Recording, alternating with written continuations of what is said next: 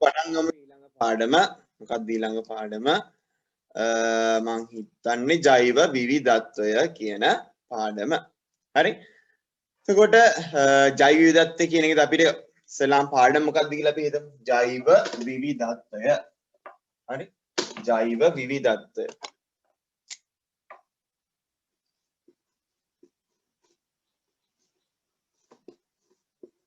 මොකද්ද මේ පාඩමේ තේරුම? ජෛව විවිධත්වය. ජෛව කියලා කියන්නේ මොකද්ද?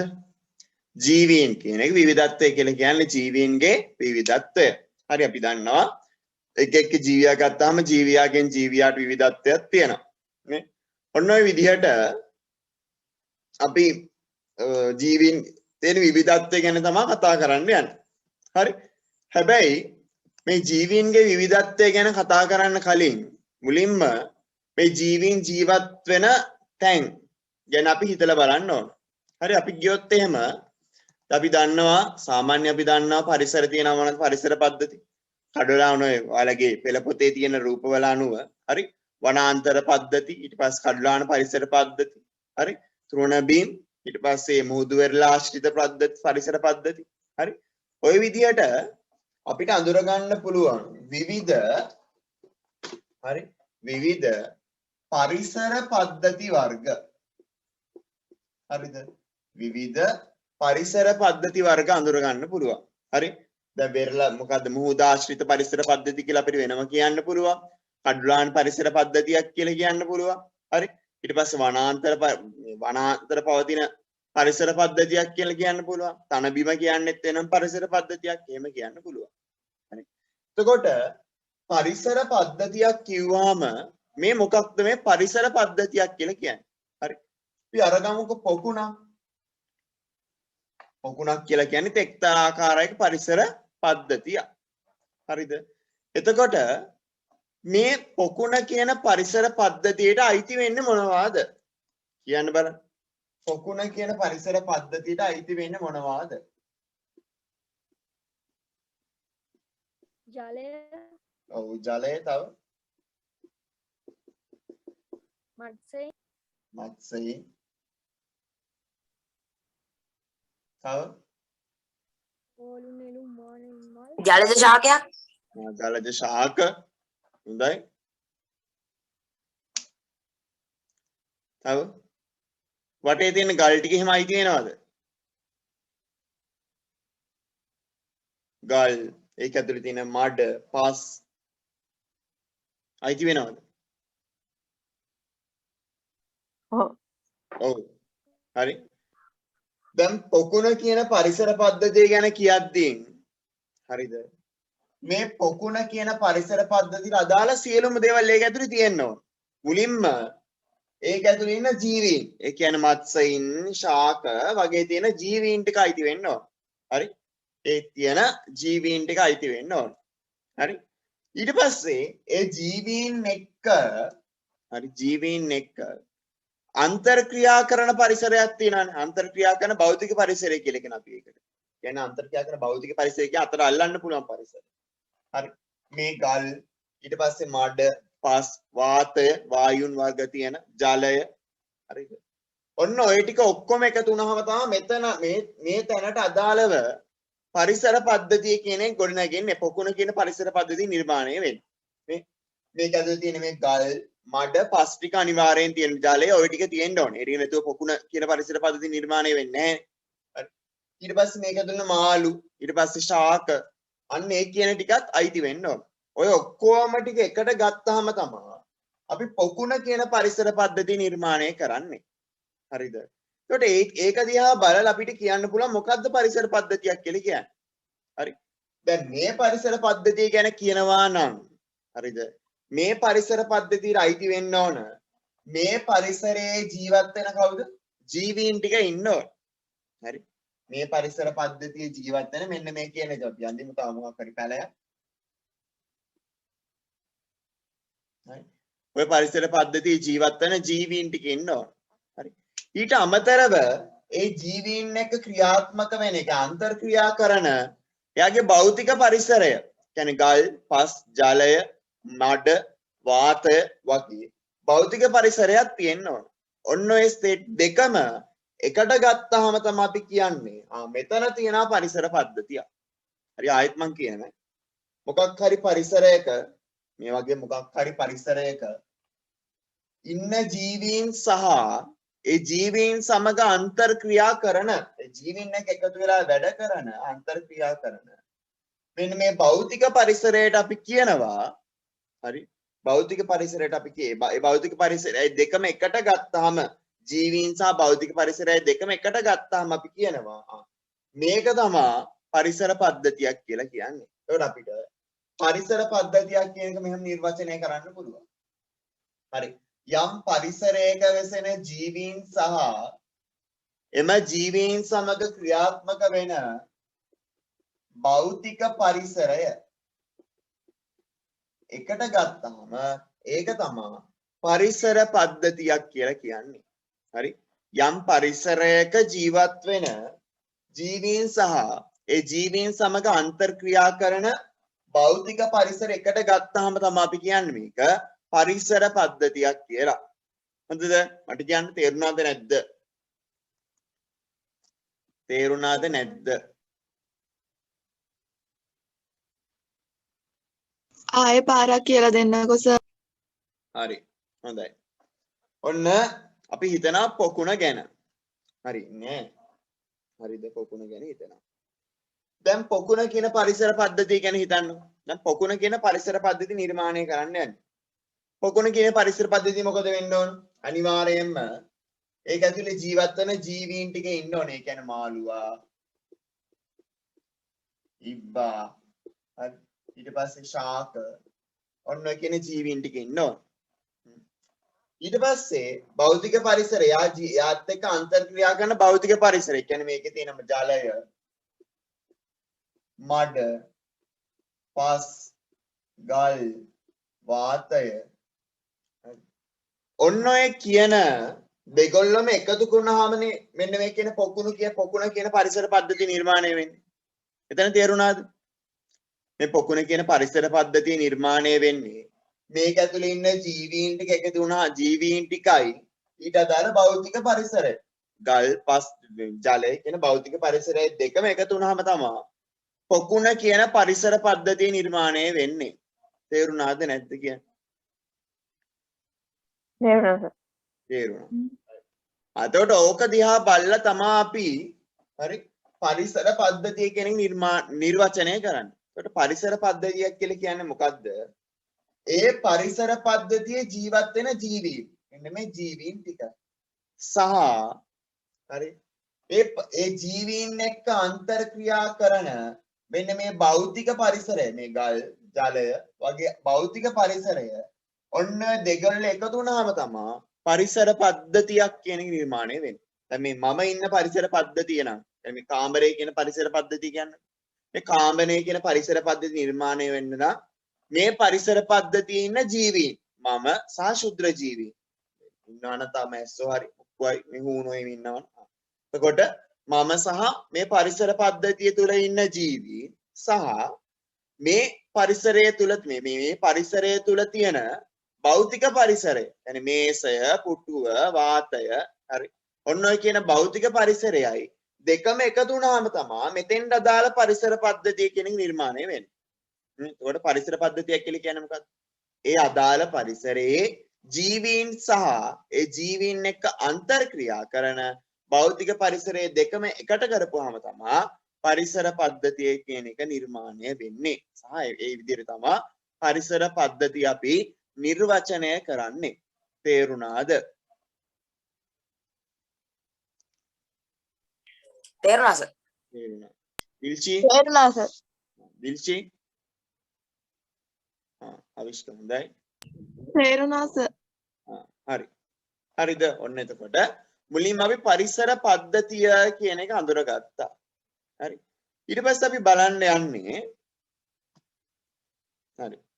ඊට පස්සේ අපි බලන්න යන්නේ දැන් මේ පරිසර පද්ධතිය කියන්නේ කොහොම තිබ්බට අපි දන්නවා පරිසර පද්ධතියෙන් පද්ධතියට මොකද වෙන්නේ? වෙනස්කමක් තියෙනවානේ. පරිසර පද්ධතියෙන් පද්ධතිය වෙනස්. දැන් මේ පොකුණ කියන පරිසර පද්ධතියයි මේ මම ඉන්න කාමරය කියන පරිසර පද්ධතියයි. හරි. ඊට පස්සේ මොකද්ද? තව කොහෙද අපි අරගන්නේ? නා වෙරළ කියන පරිසර පද්ධතියයි අරගත්තාම හරි. ඔය පරිසර පද්ධති එක වගේද? නෑ නෑ නෑ. තනින් තනින් ඇද්දි මොකද වෙන්නේ? වෙනස්. මෙතන වතුර තියෙනවා මම වතුර පිල්ලලා තියෙනවා මගේ කාමරේ වතුර පිල්ල නෑනේ. ඒකට මේ පරිසර පද්ධතිය මේකට වඩා පැහැදිලි වෙනස්. හරි. වෙරළට ගියපුවාම හොඳට හුලම් තියෙනවා මේ එතන එහෙම නෑ. හා එතකොට පරිසර පද්ධතියෙන් පද්ධතියට යද්දි මොකද වෙන්නේ? අපිට විවිධත්වයක් හරි මේක එක පරිසර පද්ධති අතර විවිධත්වයක් දකින්න තියෙනවා. හරි. මෙන්න මේ පරිසර පද්ධති අතර දකින්න තියෙන විවිධත්වයට හරි පරිසර පද්ධති අතර දකින්න තියෙන විවිධත්වය පරිසර පද්ධති අතර පවතින විවිධත්වය මේකට අපි නමක් දෙනවා හරි පරිසර පද්ධති විවිධත්වය කියලා. පරිසර පද්ධති විවිධත්වය. හරි පරිසර පද්ධති අතර පවතින විවිධත්වය මොකක්ද අපි කියන්නේ? පරිසර පද්ධති විවිධත්වය කියලා කියනවා. අපිට දෙන්න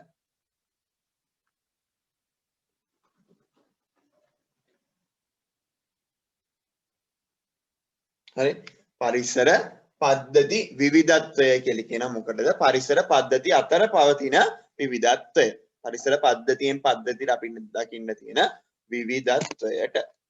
හරි. ඊට පස්සේ එහෙම ගිහිල්ලා අපි යනවා පරිසර පද්ධතිය ඇතුළේ ඉන්න ජීවීන් ගැන කතා කරන්න. හරි. ජීවීන් ගැන කතා කරන්න. අපි දන්නවා දැන් පරිසර පද්ධතිය දැන් මේ අපේ අර මොකද්ද මේ පොකුණ කියන පරිසර පද්ධතිය යන්නේ. පොකුණ කියන පරිසර පද්ධතිය ඇතුළට ගියපුවාම මේක ඇතුලේ විවිධාකාරයේ ජීව විශේෂ ඉන්නවානේ. ජීව විශේෂ. විවිධාකාරයේ ජීව විශේෂ ඉන්නවා. හරි. ශුද්‍ර ජීව විශේෂ ඉන්නවා.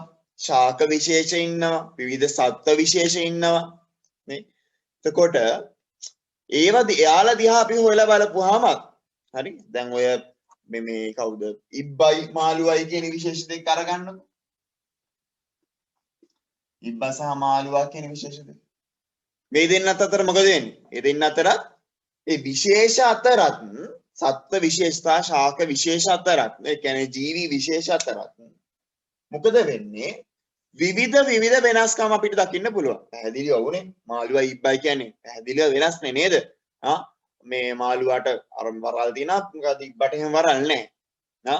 ඉබ්බට කට්ටක් තියෙනවා මාළුවාට නැහැ. ඒතර යාලා අතර හැඩය යාලාගේ ගන්න ආහාර රටාව ප්‍රජනනය කරන විදිය හරි ඔය හැම දෙයකදීම ජීවි විශේෂ අතරත් විවිධත්වයක් තියෙනවා. දැන් මතක් කරන්නකෝ කලින් අපි කිව්වා හරි අපි කලින් කිව්වා පරිසර පද්ධති අතර පවතින විවිධත්වයට අපි කියව මොකක්ද? පරිසර පද්ධති විවිධත්වය කියලා.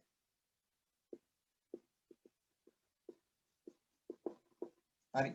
ඊට පස්සේ අපි මේ පරිසර පද්ධතියක් තුළ ඉන්න ජීවි විශේෂ ගත්තාම හරි මේ ජීවි විශේෂ අතර පවතින විවිධත්වයට ජීවි විශේෂ අතර පවතින විවිධත්වයට අපි කිව්වා විශේෂ විවිධත්වය කියලා. හරි. ජීවි විශේෂ අතර පවතින විවිධත්වය මොකක්ද අපි කියන්නේ?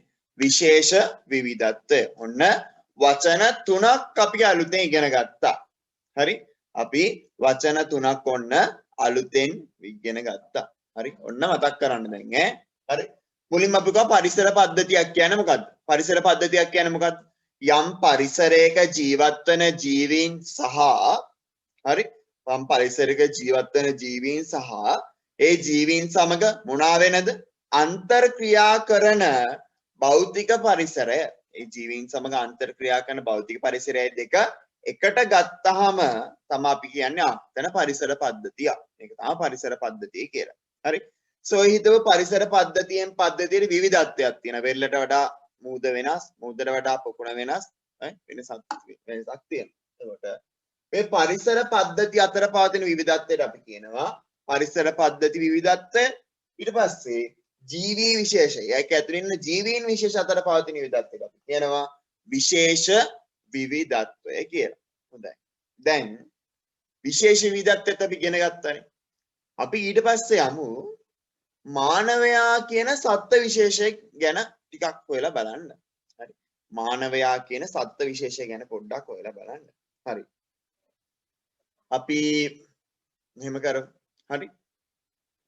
අපි හිතමු චීනයේ ඉන්න මානවයෙක් සහ මිනිසෙක් සහ ලංකාවේ ඉන්න මිනිසෙක් දෙන්න අරගත්තාම මට කියන මොනවාද වෙනස්කම්? පැහැදිලි වෙනස්කම් මොකද්ද? පැහැදිලි වෙනස්කම් සමේ වර්ණය සමේ වර්ණය හොඳයි. තව කෙස්වල ස්වභාවය කෙස්වල ස්වභාවය, කෙස්වල පාට නේ. ඊපස්සේ ඇස් පිහිටන ආකාරය පැහැදිලි වෙනස් නේ. යාළගේ ඇස් සහ අපේ ඇස් පිහිටන ආකාරය. හරි. ඔව්. ශාරීරික ප්‍රමාණය. ඊට පස්සේ එහෙම විතරක් නෙමෙයි. හරි. අපේ ඔය තියෙනවා. හරි. සමහරක් ළමයිට මොකද වෙන්නේ? සමහරක් ළමයිට තියෙනවා නිකන් මොන ඇස්ද? බලල්ලැස්. හරි. කියන්නේ සමහරක් අයට බලල්ලැස් තියෙනවා. හරි. සමහරක් අයට බලල්ලැස් නැහැ. හරි. සමහරක් අයට තියෙනවා කෙලින්ම අර නිකන් ඉත්තේ කූරු වගේ කොණ්ඩ. හරි. ඒ කියන්නේ ඍජු හිස කේස්. හරි. සමහරක් අය නැහැ කර්ල් වෙලා රැලි ගැසිලා තියෙන්නේ. හරි. සමහරක් අයට දකුණ හුරුයි, සමහරක් අය වම හුරුයි. හරි. සමහරක් අයගේ නිදහස් කම්පෙති තියෙනවා, බද්ධ කම්පෙති තියෙනවා. මොකද්ද මේ නිදහස් කම්පෙති බද්ධ කම්පෙති කියලා කියන්නේ? හරි. නිදහස් කම්පෙති බද්ධ කම්පෙති කියන්නේ මොකක්ද?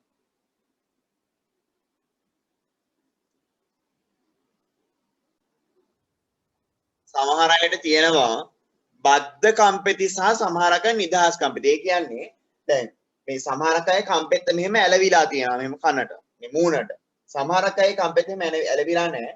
ඒ වෙන් වෙච්ච කම්පෙත්තක් තියෙන්නේ මූණේ. මෙහෙම මෙතනින් වෙන් වෙච්ච කම්පෙත්තක් තියෙනවා. ඒකට අර එමෙ ඇලවිලා තියෙන අයට කියන අපි බද්ධ කම්පෙති කියන වෙන් වෙච්ච අයට කියන නිදහස් කම්පෙති තියෙන අය. දැන් බලන්න හරි ඔය මොකද වුනේ මානවයා කියන සත්ත්ව විශේෂය අතර හරි මානවයා කියන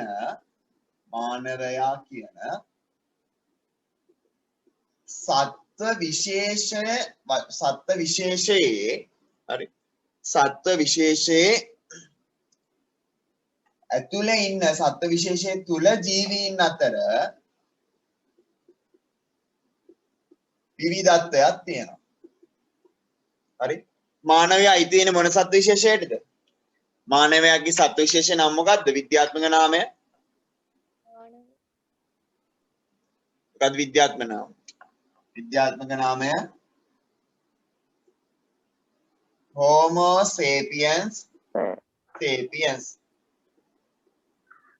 මේක තමයි මානවයාගේ විශේෂත්ව විශේෂ නාමය. කොට මේ Homo sapiens sapiens කියන මානවය කියන්නේ අපි මිනිස්සු.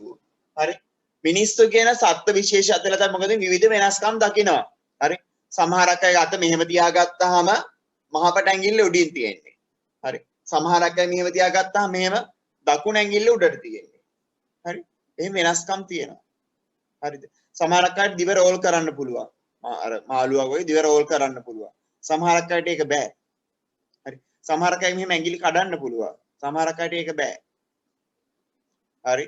ඔහොම දැන් අර අපි ගත්තාම සත්ත්ව විශේෂයක් ගත්තා මේ සත්ත්ව විශේෂින්න ජීවීන් අතරත් මොකද වෙන්නේ? කියන්නේ ඔන්න චීන මිනිස්සයා. යාගේ මොකද වෙන්නේ? යාගේ මේ හීනියස්.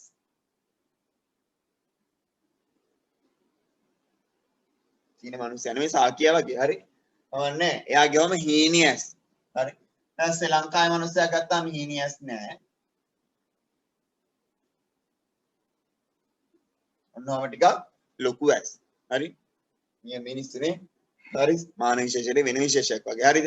එතකොට ඔහම අපි විශේෂයට ගියපහම මේ ජීවීන් අතරත් මොකද උනේ? විශේෂත්වයක් දකින්න පුළුවන්. ඇයි මේ ජීවීන් අතර විශේෂත්වයක් තියෙන මේ විවිධත්වයක් තියෙන හේතුව මොකද්ද? එකට හේතුව තමයි අපිට මව් පරම්පරාවෙන් හම්බෙන ජාන. හරි. මගේ අම්මගෙන අප්පච්චිගෙන හම්බන ඥාන හින්දා තමයි මට මේ විදිහට ලක්ෂණ හම්බෙලා තියෙන්නේ. දැන් මෙහෙම තිබ්බහම මහපට ඇඟිල්ල මේ වම් මහපට ඇඟිල්ල උඩින් තියෙන්නේ මගේ අම්මගේ හරි අප්පගේ හරි අප්පච්චිගේ හරි මට ආපු ඥානයක් නිසා. හරි. මගේ ඇස්වල කළු බෝල කළු පාට වෙන්නේ හරි මගේ අම්මගෙන් සහ අප්පච්චිගෙන් ආපු ඥාන නිසා. මගේ කොණ්ඩේ කළු උනේ දුඹුරු පාට වෙන්නේ නැතුව කළු උනේ හරි අම්මගෙන් සහ අප්පච්චිගෙන් ආපු ඥාන නිසා. සමේ වර්ණය තලෙලු උනේ හරි මවගෙන් සහ පියාගෙන් ආපු ඥාන නිසා. එතකොට මේ වෙනස සිද්ධ වෙන්නේ. එතකොට අපි හිතමුකෝ විහංග ගත්තාම විහංග මට වඩා සුදුයි. එයාගේ සමේ වර්ණය ඊට වඩා මට වඩා වෙනස්. හරි. ඒකට ඇයි එහෙම වෙන්නේ? එහෙම වෙන්නේ එයාට එයාගේ අම්මගෙන් සහ තාත්තගෙන් ආපු ඥාන නිසා. හරි. මම කලුනේ මම ඇස්දේම කන්න. හරි. මම කලුනේ මට මගේ අම්මගෙන් සහ අප්පච්චිගෙන් මට ආපු ඥාන නිසා. ඒකට බලන්න. අපි දෙන්නම එකම සත්ත්ව විශේෂයේ. හවුද විහංගයි මමයි අපි දෙන්නම එකම සත්ත්ව විශේෂය. අපි දෙන්නම Homo sapiens sapiens කියන මානව විශේෂය. හැබැයි මේ අපි දෙන්නා කියන ජීවීන් දෙක මම ජීවියා එක සහ ජීවියා දෙක කියන්නම්කෝ. මේ අපි දෙන්නා කියන ජීවීන් දෙන්න අතරත් මොකද වෙන්නේ? වෙනස්කමක් ඇති වෙනවා. විවිධත්වයක් තියෙනවා. මේ විවිධත්වය ඇති වෙන මොකක් නිසාද? මේ විවිධත්වය ඇති වෙන්නේ ඥාන නිසා. ඒ නිසා අපි කියනවා මේ විවිධත්වයට එකම සත්ත්ව විශේෂයක් ඇතුලේ හරි ඉන්න ජීවීන් අතර විවිධත්වයට අපි කියනවා ඥාන විවිධත්වය කියලා. හරි. ගද්ද අපි එකට කියන්නේ ඥාන විවිධත්වය. හේතුව එයාලගේ ඥාන වලින් ඒ විවිධත්වය තුන් නිසා අපි එකට කියනවා ඥාන විවිධත්වය කියලා. හරි ඥාන විවිධත්වය කියලා කියනවා. ඔන්න වචන 1 2 3 4. මුලින්ම පරිසර පද්ධතියක් කියන්නේ මොකද්ද? පරිසර පද්ධතියක් කියලා කියන්නේ යම් පරිසරයක ජීවත් වෙන ජීවීන් සහ එම ජීවීන් සමග අන්තර්ක්‍රියා කරන භෞතික පරිසරය කියන දෙකම එකට ගත්තාම තමයි අපි කියන්නේ මේක පරිසර පද්ධතියක්. ඊට පස්සේ පරිසර පද්ධති අතර පවතින විවිධත්වයට කියව පරිසර පද්ධති විවිධත්වය. ඊට පස්සේ ජීවි විශේෂයෙන් විශේෂ අතර පවතින විවිධත්වයට අපි කියව විශේෂ විවිධත්වය සහ දැන් අපි ගන්නේ එකම සත්ත්ව විශේෂයක් ඇතුලේ ජීවීන් අතර විවිධත්වයට අපි නමක් දුන්නා ඥාන විවිධත්වය කියලා.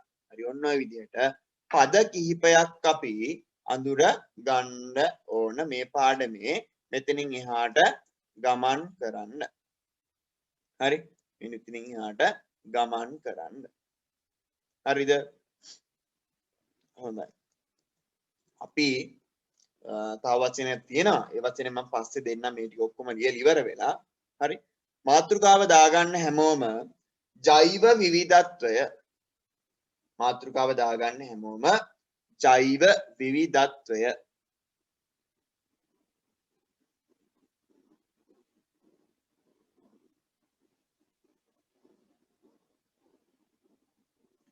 ජෛව විවිධත්වය.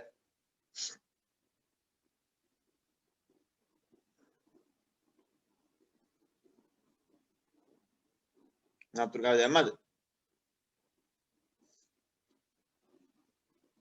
ඔව් සර්. ඔව්. ලියන්න පළවෙනි තරු ලකුණ. පළවෙනි තරු ලකුණ. හරි. පළවෙනි තරු ලකුණ දාලා ලියන්න. යම් පරිසරයක ජීවත්වන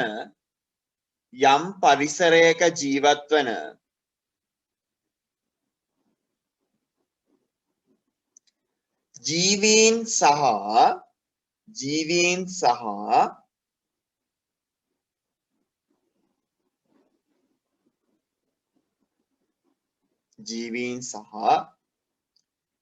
එම ජීවීන් සමග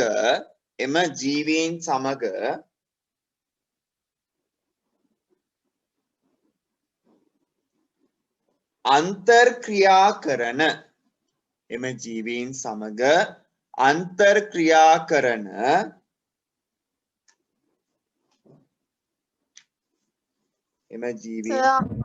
කියන්න බෑ. යම් පරිසර පද්ධතියක ජීවත් වන ජීවීන් සහ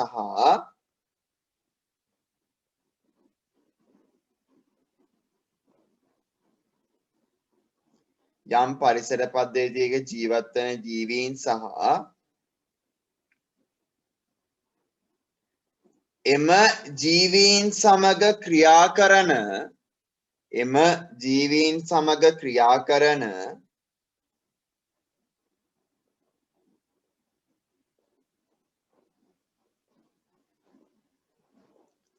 භෞතික පරිසරය එම ජීවීන් සමග ක්‍රියා කරන භෞතික පරිසරය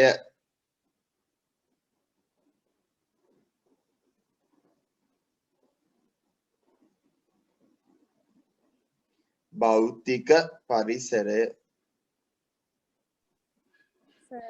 ක්‍රියා කර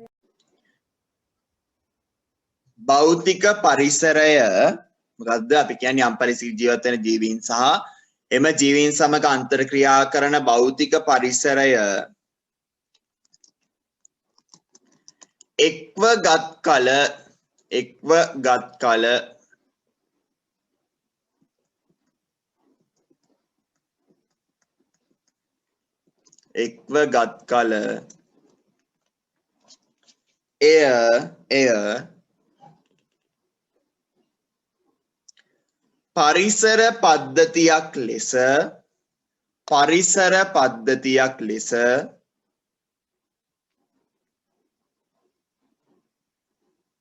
එය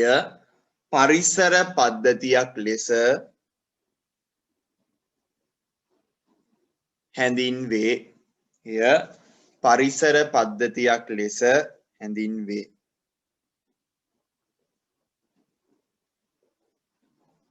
හරි එය පරිසර පද්ධතියක් ලෙස හැඳින්වේ. කියන්න උදාහරණ කියලා මෙන්න මෙහෙම. මේ පොකුණ කියන එකම අරගමු.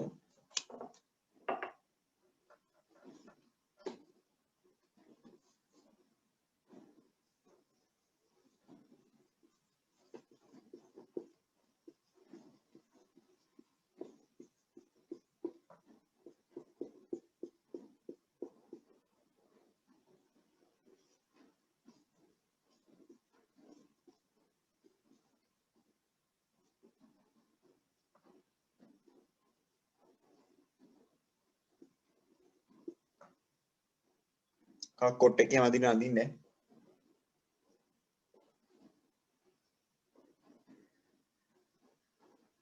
සෝක ඇඳගන්නද? ඔව් ඇඳගන්න.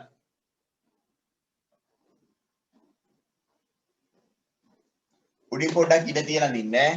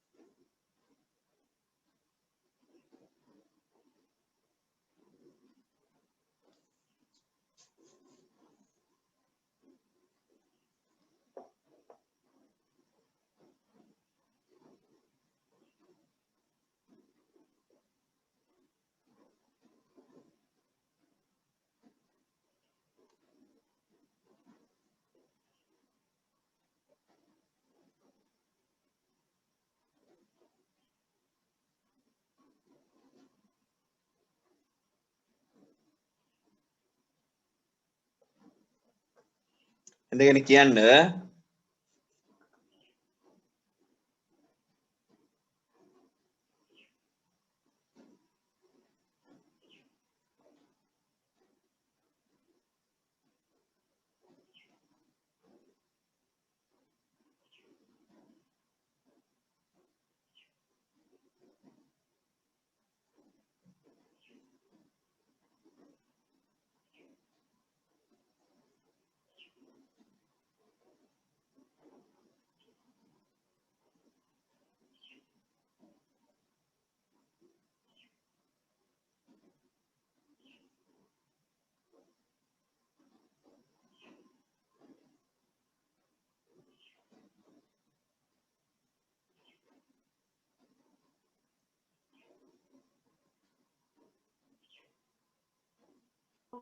හරි සර්. හරි. ඇන්දා. හොඳයි. ඊළඟ තව ලකුණු දාලා ලියන්න හැමෝම. ඊළඟ තව ලකුණු දාලා ලියන්න.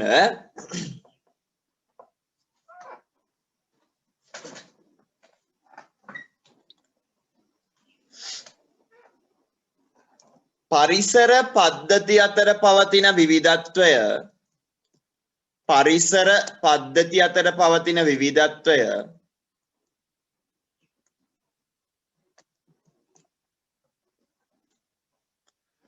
පරිසර පද්ධති විවිධත්වය ලෙස පරිසර පද්ධති විවිධත්වය ලෙස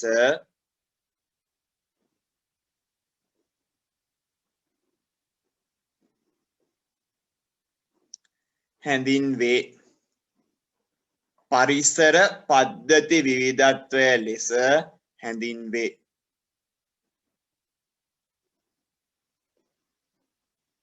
හරි. පරිසර පද්ධති විවිධත්වය ලෙස හැඳින්වේ. උදාහරණ කියලා දාලා ලියන්න.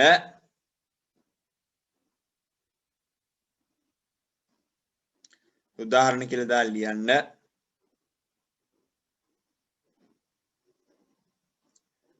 තනබිම වාක්‍යයක් ලියන්නේ. තනබිම කමාවක් තනබිම කමාවක් මුහුදු වෙරළ කමාවක්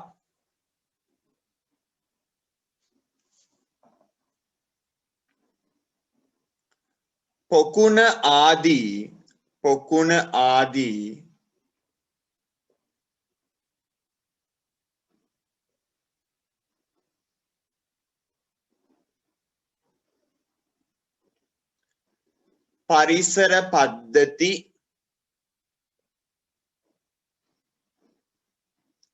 පරිසර පද්ධති එකිනෙකට වෙනස් වේ. පරිසර පද්ධති එකිනෙකට වෙනස් වේ.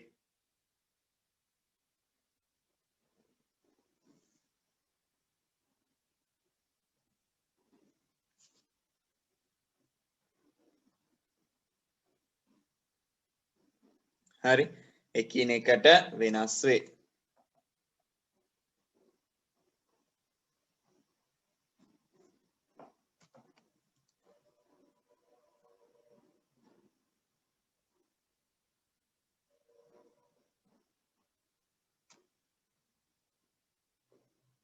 හරිද?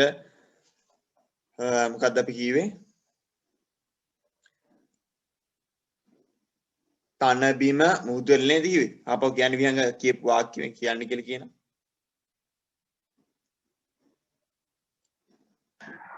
තනබිම මුහුදු වෙරළ පොකුණ ආදී පරිසර පද්ධති එකිනෙකට වෙනස් වේ. තනබිම මුහුදු වෙරළ පොකුණ ආදී පරිසර පද්ධති එකිනෙකට වෙනස් වේ. හරි. ඊළඟ තර ලකුණු දාලා ලියන්න.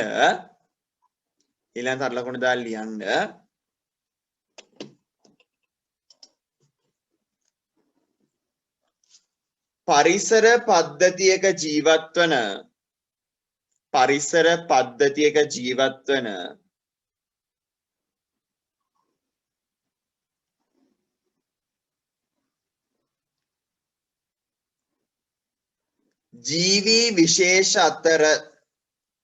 ජීවී විශේෂ අතර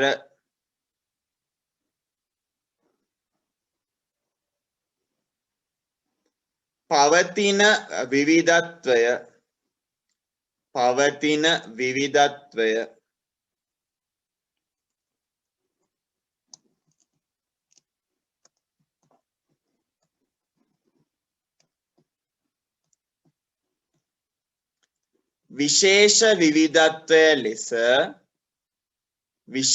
විවිධත්වය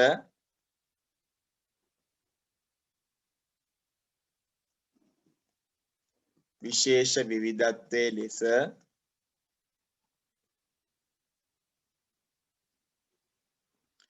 හැඳින්වේ.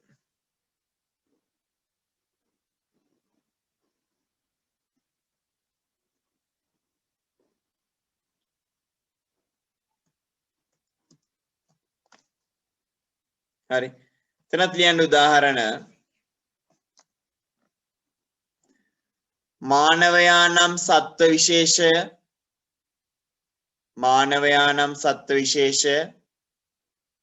ඒකටම නෑ උදාහරණ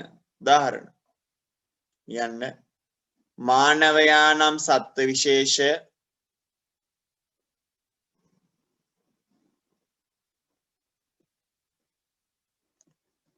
කමාවක්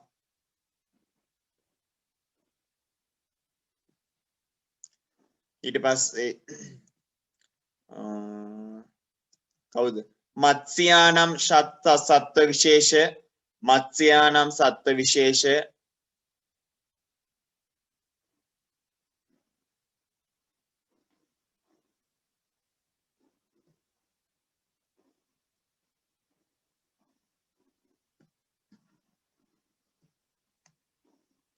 හරි මත්ස්‍යානම් සත්ත්ව විශේෂය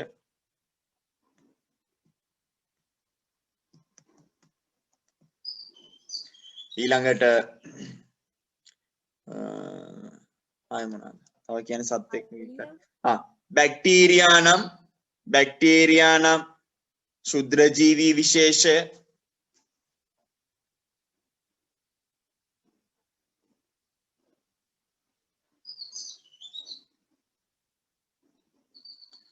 යන ජීවී විශේෂ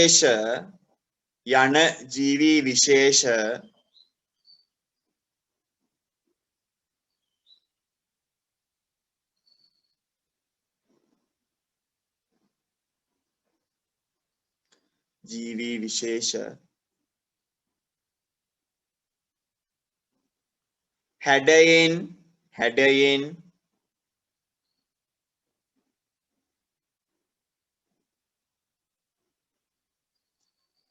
පෝෂණ ක්‍රමයෙන්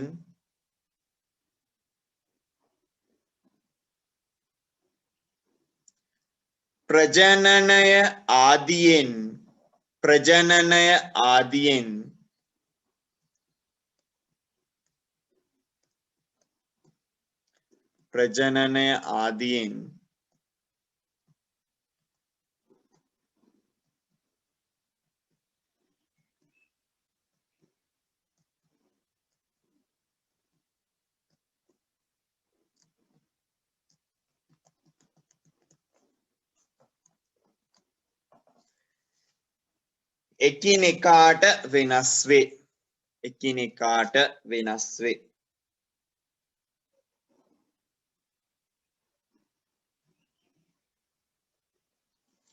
එකිනෙකාට වෙනස් වේ.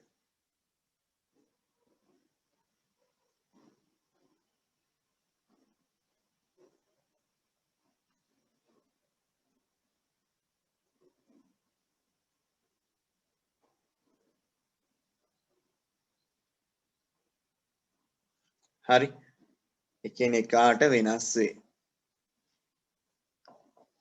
හොඳයි ඊළඟ තල් ලකුණු දාලා ලියන්න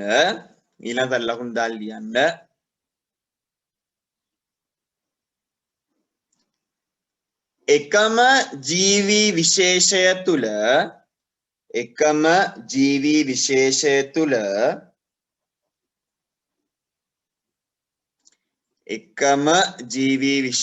තුළ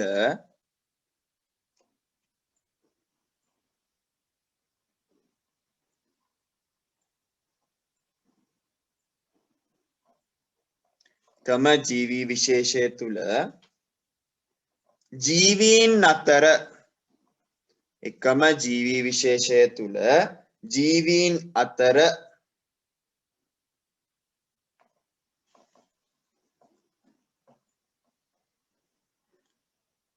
පවතින විවිධත්වය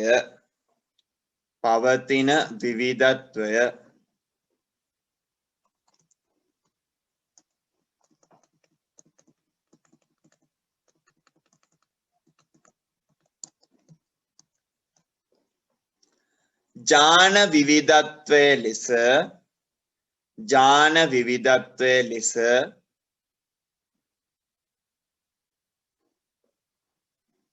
හැඳින්වේ.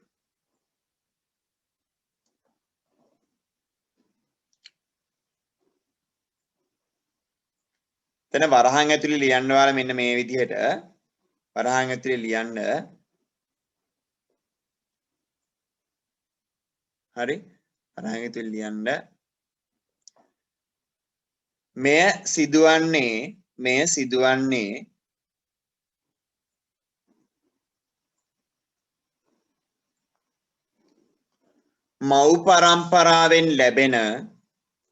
මව් පරම්පරාවෙන් ලැබෙන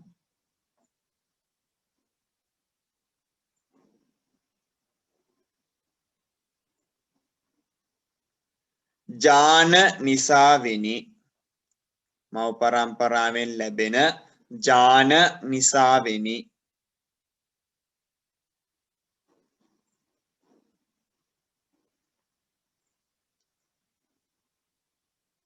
හරි ජාන නිසාවෙනි. ලියන්න උදාහරණ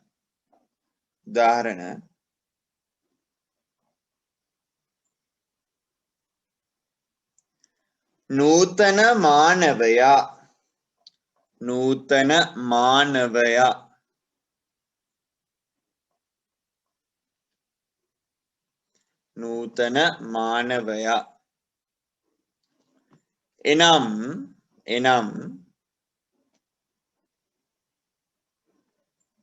එනම්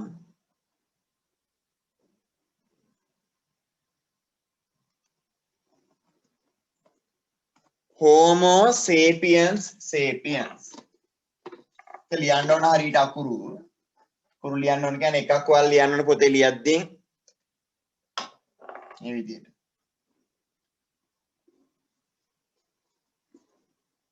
මේක කැපිටල් වෙන්න ඕන අනිත් ඒවා ඔක්කොම සිම්පල්.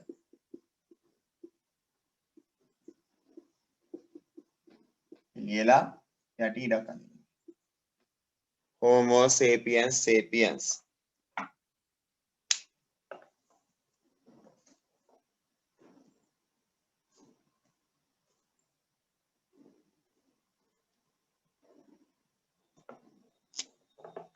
අකුරු ගන්න බෑනේ.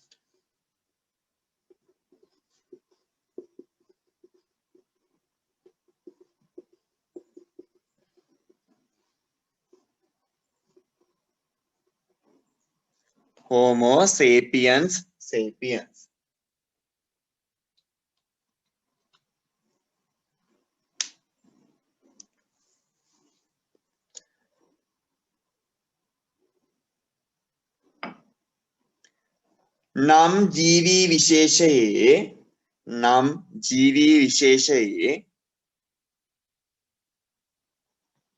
නම් ජීවී විශේෂයේ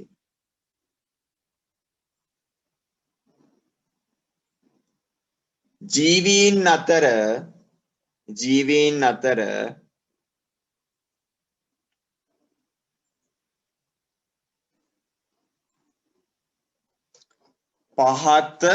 පහත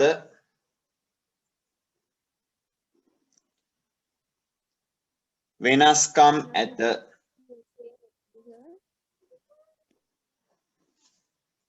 ඇහුන්නේ නම් ජීවි විශේෂය කියලා එතනින්ද නම් ජීවී විශේෂයේ ජීවීන් අතර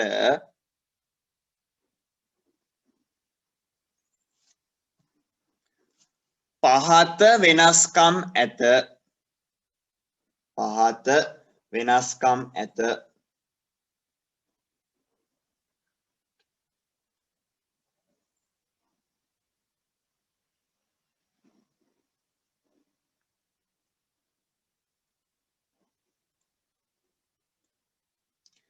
ලියන්න එක ලියන්න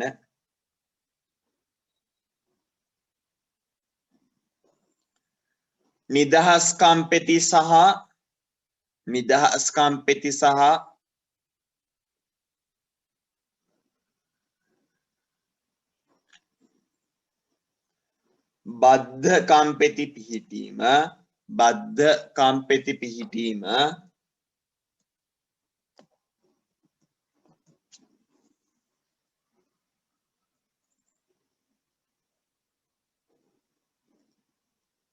බද්ධ කම්පෙති පිහිටීම දෙක ලියන්න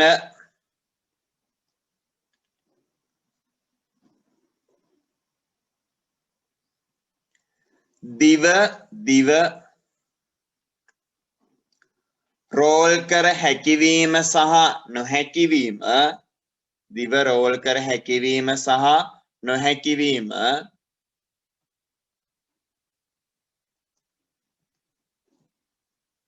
දිව රෝල් කර හැකිවීම සහ නොහැකිවීම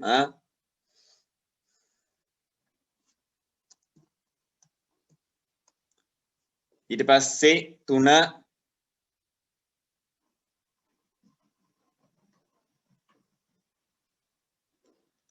කළු ඇස් තිබීම සහ දුඹුරු ඇස් තිබීම කළු ඇස් තිබීම සහ දුඹුරු ඇස් තිබීම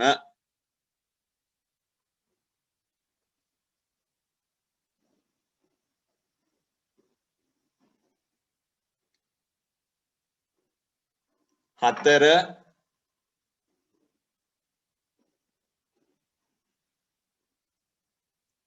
ඍජු හිසකෙස් සහ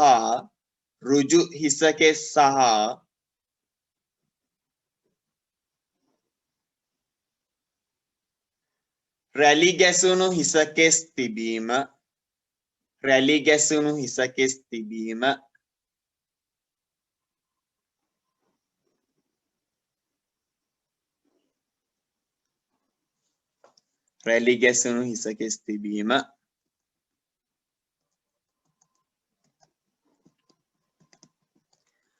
දකුණත හුරුවීම සහ ඊළඟ එක දකුණත හුරුවීම සහ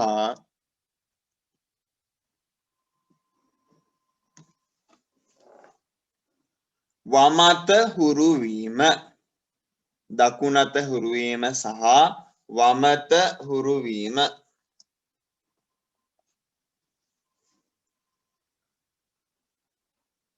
හරි සර් තුන්වෙනි එක මොකද්ද කියමු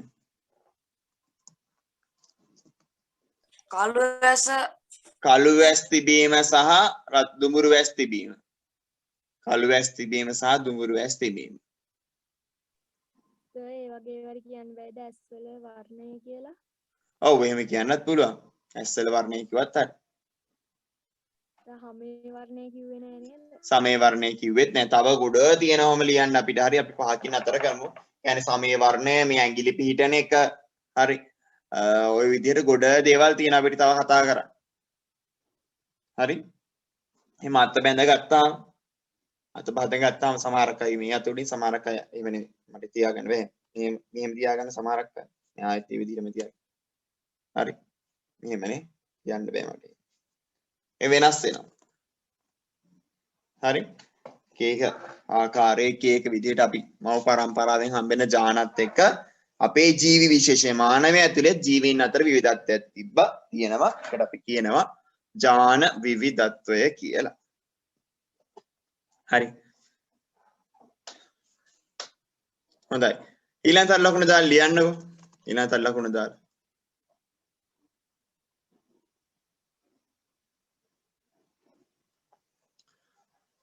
පරිසර පද්ධති විවිධත්වය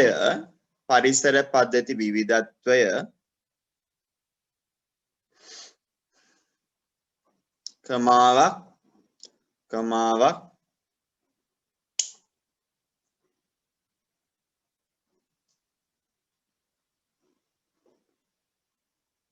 හරි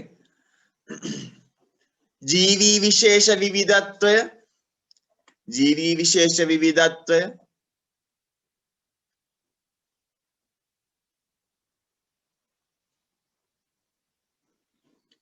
සහ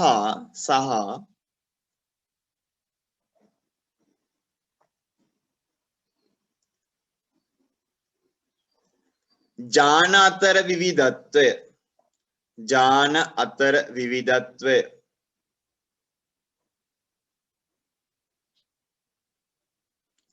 ජාන අතර විවිධත්වය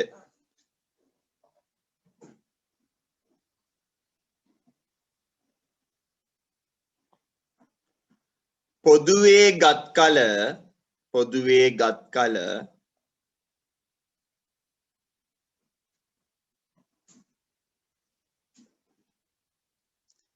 එය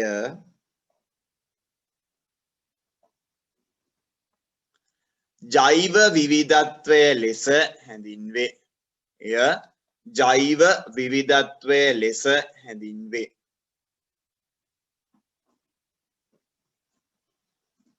හරි හොඳයි ජෛව විවිධත්වය ලෙස හැඳින්වේ ලියපු වාක්‍ය කියවන්න අප තනියම කියවලා තේරුම් ගන්න උත්සාහ කරන්න.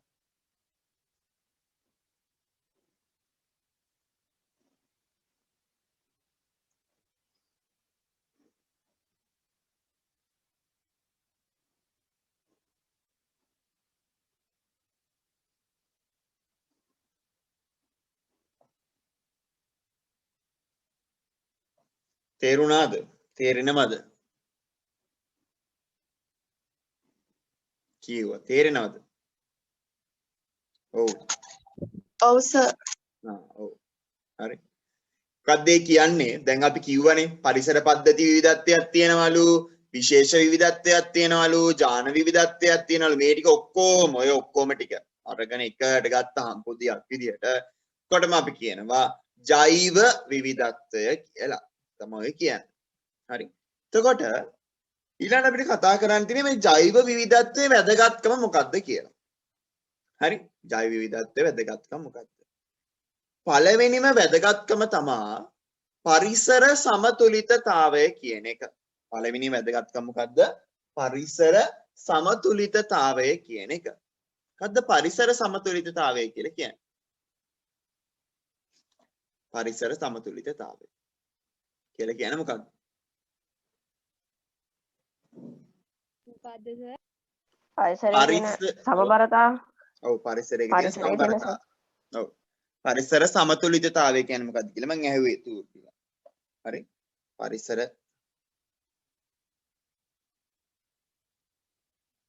හරි. ඒ කියන්නේ හිතන්නකෝ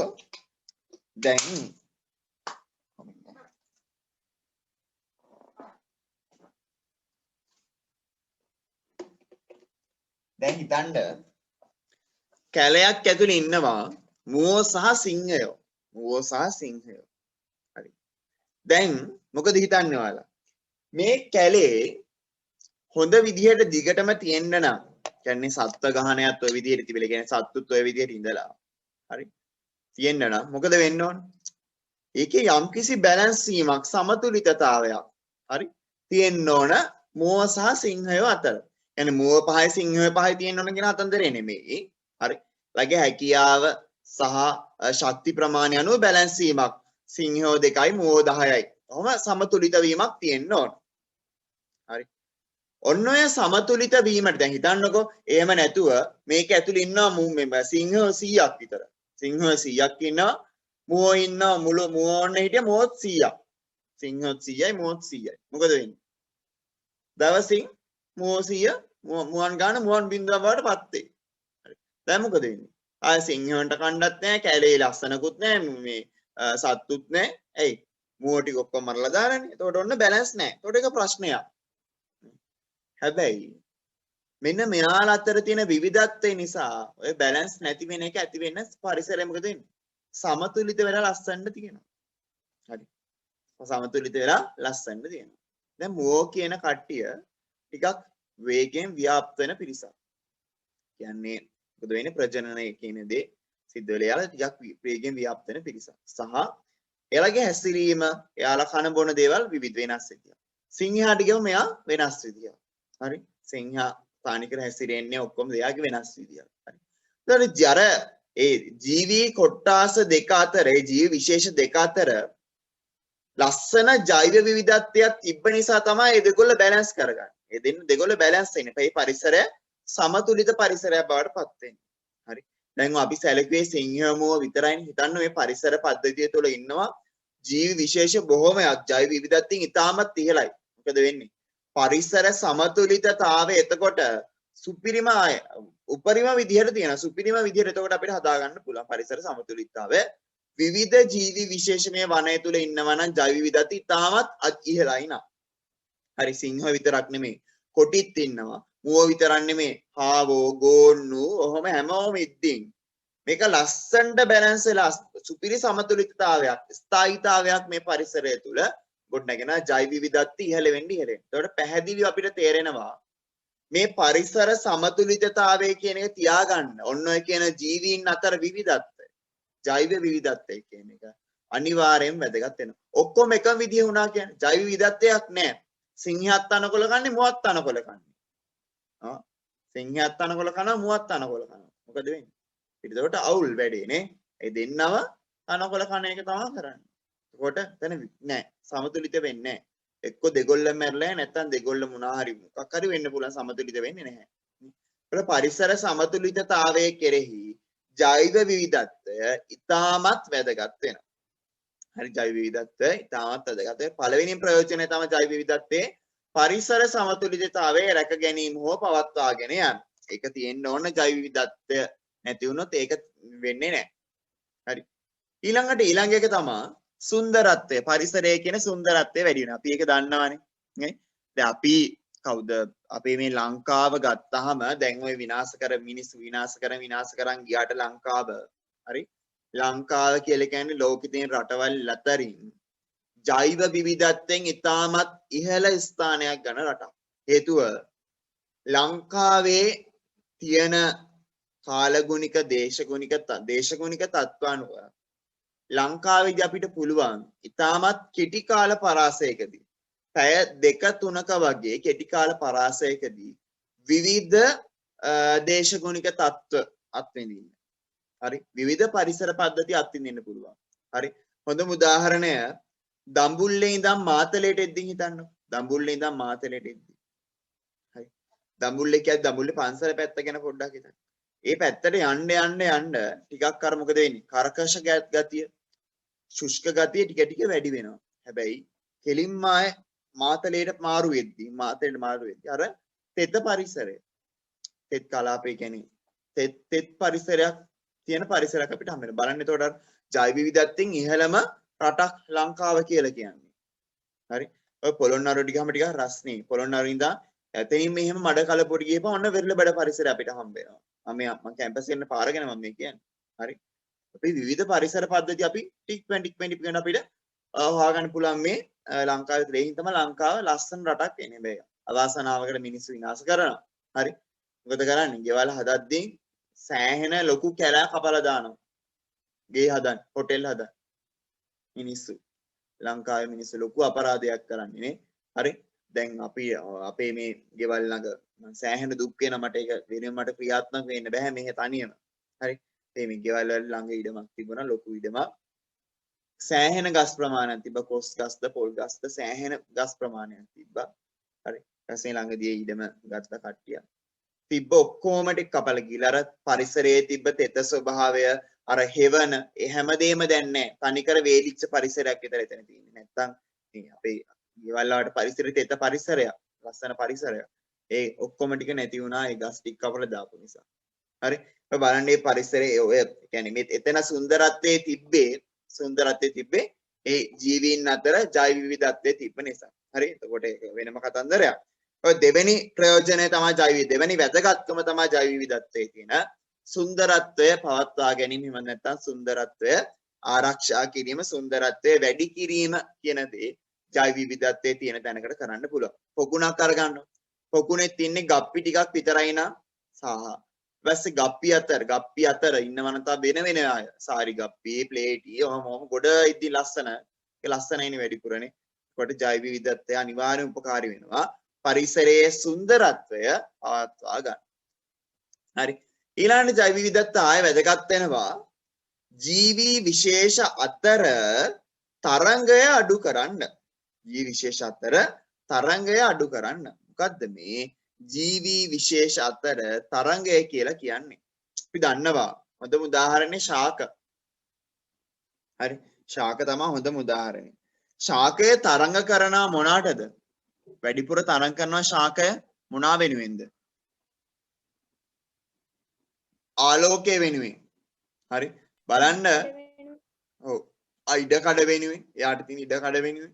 හරි. එයාගේ වාසස්ථාන එයා තරංග කරනවා. පොල් ගස් හිටන්න හොඳමදි. මොකද කරන්නේ? අනිත් ගස් එක තරංග කරලා ඒ ගස් අස්සෙන් ගිහිල්ලා ආලෝකය හොයා ගන්නවා. නේ? කොස් ගහක් ඇදුනොත් එයාගේ වටේට එයා හැදෙන්න දෙන්නේ නැහැ නුග ගස්. හරි. එයා වාසස්ථානේ අල්ලගත්තාම එයාගේ වටේට ආය හැදෙන්න දෙන්නේ නැහැ ශාක වලට. හරි. මොකද කරන්නේ? එයාලා ශාක අතර සත්තු අතර තරංගයක් තියෙනවා මේ පරිසර පද්ධතිය තුල. හැබැයි මේ ජෛව විවිධත්වය නිසායි තරංගය අඩු වෙලා තියෙනවා. ඇයි ජෛව විවිධත්වය නිසා තරංගය අඩු වෙන්නේ? ශාක සංසන්දනය කර. සමහර ශාක තියෙනවා මෙයාලගේ විවිධත්වය නිසා සමහර ශාක සූර්යාලෝකයේ වැඩිපුර ඕනයි. ඒකට එයාලා සූර්යාලෝක හොයාගෙන යනවා. සමහරක් ශාක තියෙනවා සූර්යාලෝකය තරම් අවශ්‍ය නැහැ. ඒතකොට එයාලා පාඩුවේ හැවෙන්නේ ඉන්නවා. හරි. එතකොට ඕක ওই විදිහට උනේ ওই තරංගය අඩු උනේ අයි විවිධත්වය තිබ්බ නිසා. මෙයාට ආලෝක වෙන මෙයාට ආලෝකය ඕනේ නැහැ කියන විවිධත්වය තිබ්බ නිසා තමයි ඒ විදිහේ තරංගය අඩු උනේ. හැබැයි දෙන්නම අපි දෙන්නටම ආලෝකය ඕනේ කියන තන මේ විවිධත්වය තිබ්බේ නැත්නම් ඒ දෙන්න අතර වැඩ මොකද වෙන්නේ? දෙන්නම තරංග කරනවා ශාක දෙක මේ යන්නත් පුළුවන්. මේ දේවල් වෙන්න පුළුවන්. හරි. වාසස්ථාන සඳහා තරංගේ සත්තුන්ගේ ලොකුවටම තියෙනවා වාසස්ථාන සඳහා තරංගේ. හරි. කවුද මෙයා? එයාට අපි කියන්නේ නම් මතක් වෙන්නේ නැහැ මට. ගෙජ්ජි පොළඟ. හරි. කාන්තාර පරිසරවල ඉන්නේ. එයා කැමැතිම නෑ එයාගේ වාසස්ථානයේ මිනිස්සෙක්වත් එනවට. එයාගේ වාසස්ථානයේ කිසිම කෙනෙකුට දෙන්න කැමති නෑ. හරි. එතකොට අන්නෝම තරංග තියෙනවා. හැබැයි මේ ඒ තරංගය අඩු වෙනවා ජීවීන් අතර විවිධත්වයේ තියෙන නිසා. හරි. ඒ තරංගය අඩු කරන්න පුළුවන්. අඩු කළා අපිට. එතකොට ඔන්න දැන් ප්‍රයෝජන මේ වැදගත්කම් දෙකයි. එකක් තමයි පරිසර සමතුලිතතාවය ආරක්ෂා කරනවා. අනිත් එක පරිසරය තුල තියෙන තරංගය අඩු වෙනවා. මේ ජීවීන් අතර තියෙන තරංගය අඩු වෙනවා මේ ජෛව විවිධත්වය නිසා. හරි. ඊට පස්සේ ඊළඟ එක තව උදාහරණයක් මේක දීලා තියෙන අපි උදාහරණ ගැන කියමු. හරි. ශාක බලන්න ඔයාලා පෙරපති 22 පිටුව. හරි. ශාක ජලයේ සඳහා මේ මොකද්ද තියෙන තරංගය අඩු කරගන්න. හරි. එයාලා මොකද කරලා තියෙන්නේ? විවිධ මට්ටම් වලින්. හරි. පොළවේ විවිධ මට්ටම් වලින්. හරි. ජලය ලබා ගන්න හැඩ ගැසිලා තියෙන ඒ තරංගය අඩු කරගන්න. බලන්න පළවෙනිම තියෙන ශාකය. මම ස්ක්‍රීන් එක ෂෙයා කරන්න. පේනවද පෙළපත?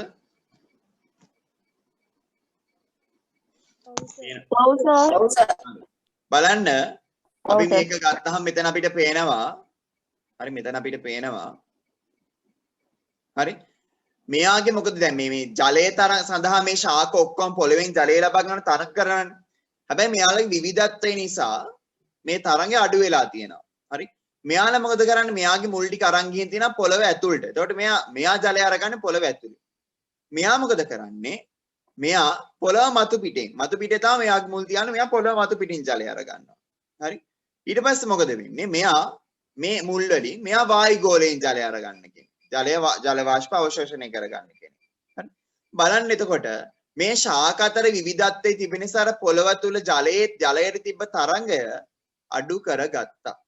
හරි අඩු කරගත්තා. හරි. ඊට පස්සේ තව මොකද වෙන්නේ? ආහාරවල තරංගය අඩු කරගන්නත් එහෙම වෙනවලු. ඒකට විවිධ සත්තුන්ගේ මොකද ගිරවුන්ගේ කොට වෙනස් වෙනවා. හරි. ගුමන කුරුල්ලට මේ විදිය හොටක්, තාරාවට මෙහෙම හොටක් මාළු කන්න පුළුවන් විදියට. උකුස්සට ඩැහැ ගන්න පුළුවන් විදියට මේ විදිය හොටක් තියෙනවා. ගිරවට පළතුරු කඩා ගන්න පුළුවන් විදියට මේ විදියට හොටක් තියෙනවා. ඒකට යාගේ ආහාර ලබා ගන්න අවශ්‍ය විදිහට හැඩ ගැසෙන්නත් මේ ජෛව විවිධත්වයට උදව් වෙනවා. තම තමන්ගේ ආහාර වලට හදාගන්න. හරි. ඊට පස්සේ කෘෂිකර්මයේදී භාවිතා කරන බොහෝ ශාකවල හා සතුන්ගේ නොහික්ත දර්ශ හරි බොහොමයක් ස්වභාවික පරිසර පද්ධති වල ඇත. හරි.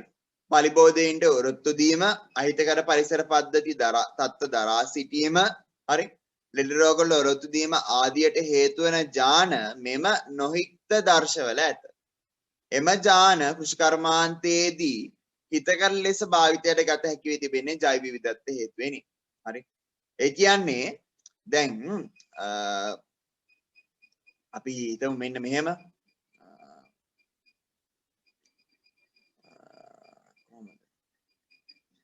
දාස්පෙතියා ශාකය කියලා හිතන්න. දාස්පෙතියා ශාකය ඇතුලේ නොහික්ත දර්ශයක්. ඒ කියන්නේ ඥානයක් තියෙනවා එයාට සුවඳක්. එයාට මාවෙනකු සුවඳක් විහිදුවන්න.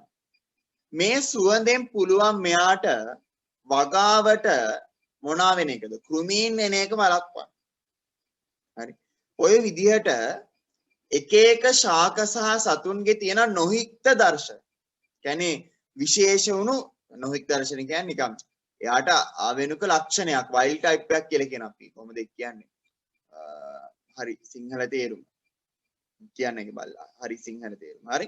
මොකද්ද නොහික්ත? එතකොට ඔන්න නොහික්ත දර්ශ හරි නොහික්ත දර්ශ අපි පාවිච්චි කරනවා හරි ඔමින්නේ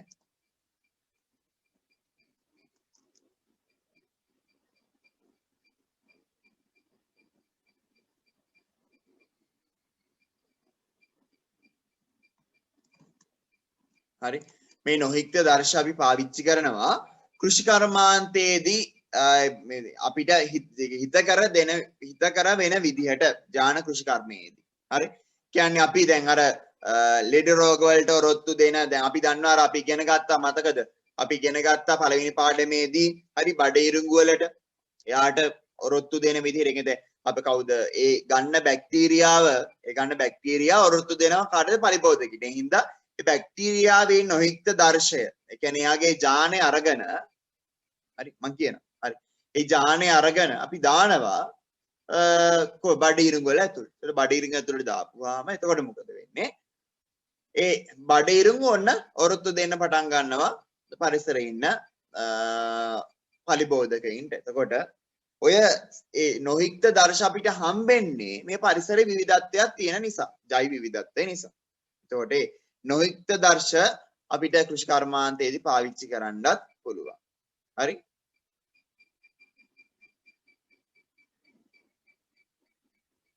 හරි.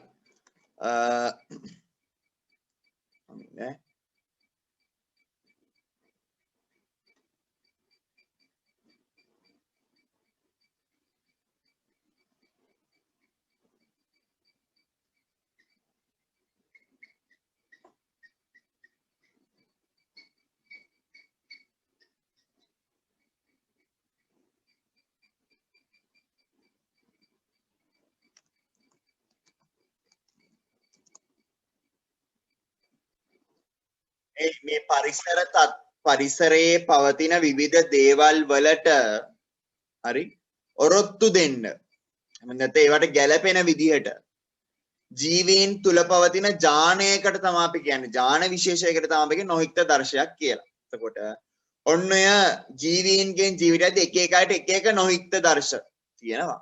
හරි? එක එකකට එක එක නොහික්ත දර්ශ. සමහර අයට කාල ගුණයට දේශ ගුණයට ඔරොත්තු දෙන්න නොහික්ත දර්ශ තියෙනවා. සමහරක් අයට පලිබෝධකෙන්ට ඔරොත්තු දෙන්න නොහික්ත දර්ශ තියෙනවා. හරි.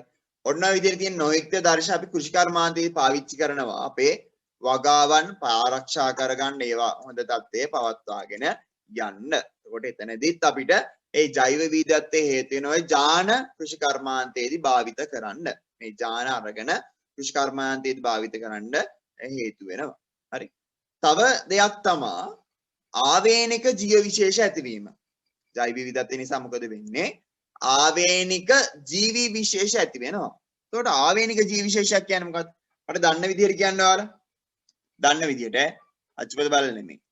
ආවේනික ජීවි විශේෂයක් කියන්නේ මොකක්ද?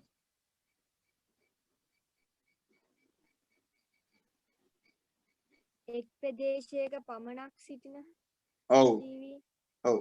සරලව කිව්වොත් එහෙම එක් ප්‍රදේශයක පමණක් සිටින ජීවී නේ අපි කිව්වෙම ශ්‍රී ලංකාවට ආවේනික කියලා ශ්‍රී ලංකාවේ කියන භූමි ප්‍රදේශයේ පමණක් ඉන්න ජීවීන් ආවේනික ජීවී. එතකොට අපි ආවේනික ජීවීන් කියලා කියනවා කාටද? එක් භූගෝලීය ප්‍රදේශයක හෝ හරි භූගෝලීය ප්‍රදේශයක් ගත්තාම ගඟක් ගත්තාම මේ ගඟේ හෝ හරි එක් භූගෝලීය ප්‍රදේශයක හෝ රටක පමණක් දකින්න පුළුවන් එක කියන්නේ එහෙ විතරක් දකින්න පුළුවන් ජීවි විශේෂයට අපි කියනවා ආවේනික ජීවි විශේෂ. හරි. එතකොට මේ ආවේනික ජීවි විශේෂ ඇති වෙන්නේ ජෛව විවිධත්වය නිසා. සහ මේ ජෛව විවිධත්වය පරිස්සම් කරගන්න ඕන නිසා හරි ආවේනික ජීවි සංරක්ෂණය කරන්න අපි දැඩි අවධානයක් ලංකාවේ යොමු කරලා තියෙනවා. ලංකාවට ආවේනික ජීවීන් ටික පරිස්සම් කරගන්න වැඩි අවධානයක් යොමු කරලා තියෙනවා. අපේ රටවල් හැම එකම. ඒකට ලංකාවට ආවේනික ජීවි විශේෂයක් දීලා තියෙන බලන්න. කැහිබෙල්ල, වලිකුකුල, රිලව එයත් අපිට ආවේනිකයි. හරිද? පලාපොළඟ, අශෝක පෙතිය, බන්දුල පෙතිය ඉන්න මෙයා. බන්දුල පෙතිය. සර් ඉලවා ඉන්නව නේද වෙන රටවල් වලත්? ඔව් ඉන්නවා. ලංකාවට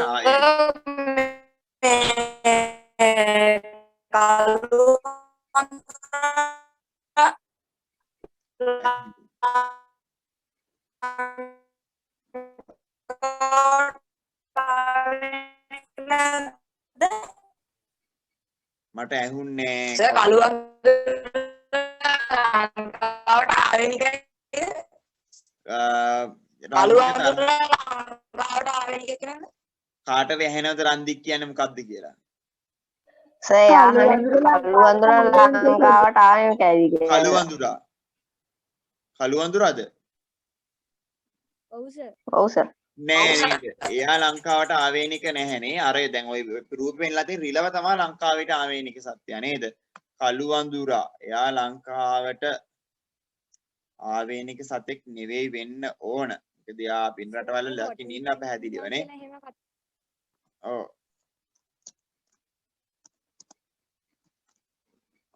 අමින බලමු. faced අපිට 7 වසරේ මේ පාඩමක් තිබ්බා ඒ වුණාට ඒකේ ආවේනික සතෙක් කියලා තිබ්බනේ. මෙයාද? ඔහොම ඉන්න බලමු අපි. මෙයාගේ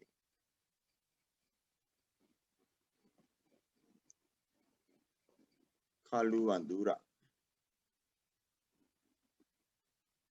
එයාගේ නම purple face langer.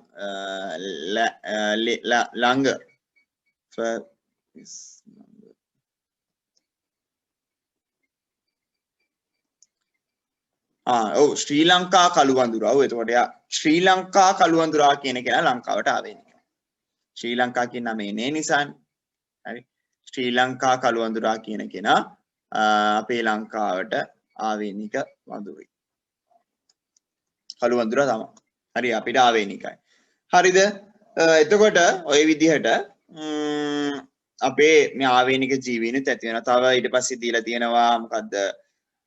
ජල මූලාශ්‍ර ආරක්ෂා වෙන්න, පස ආරක්ෂා වෙන්න, දේශගුණික සාධක හිතකර පවත්වා ගන්න, පරිසර දූෂණ අවම කරන්න ජෛව විවිධත්වය වැදගත් වෙනවා. ඒත් ඒක විනෝදාස්වාදය, අධ්‍යාපනය අපිට පර්යේෂණ රිසර්චස් කරන්න, පර්යේෂණ වලට අධ්‍යාපන කටයුතු සඳහාත් මේ ජෛව විවිධත්වය වැදගත් වෙනවා කියලා දීලා තියෙනවා. ඒකට ඔවා තමයි ජෛව විවිධත්වයේ වැදගත්කම් විදිහට අපි දකින්නේ. හරි? මාතෘකාව දාගන්න ජෛව විවිධත්වයේ වැදගත්කම. ජෛව විවිධත්වයේ වැදගත්කම මම පොයින්ට් විදිහට දෙන්නම්. ජෛව විවිධත්වයේ වැදගත්කම ලියන්න එක ලියන්න.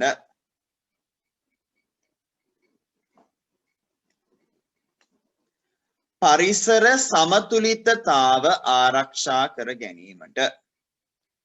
පරිසර සමතුලිතතාවය ආරක්ෂා කර ගැනීමට. ඔව් 1 2 3 දාලා ලියන්න රන්දික. දරුවක් දාලා තියන්නේ. තරු දාලා ලියවත් කමන්නේ 1 2 3 දාලා ලියවත් කමන්නේ. ලියන්න පරිසර සමතුලිතතාව ආරක්ෂා කර ගැනීමට.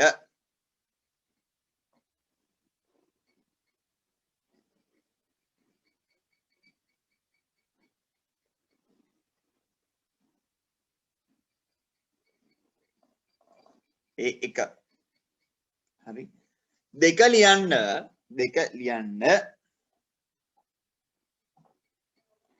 ජීවී විශේෂ අතර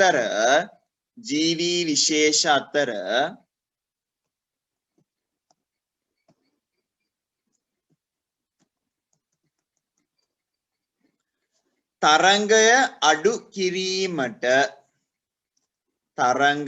අඩු කිරීමට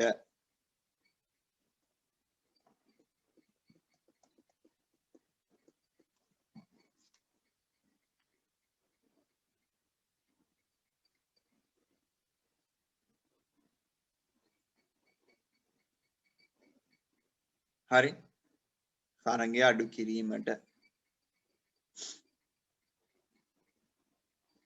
ඊළඟ එක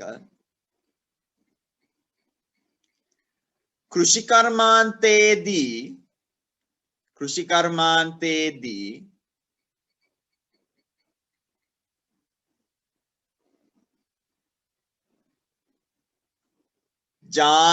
ජාන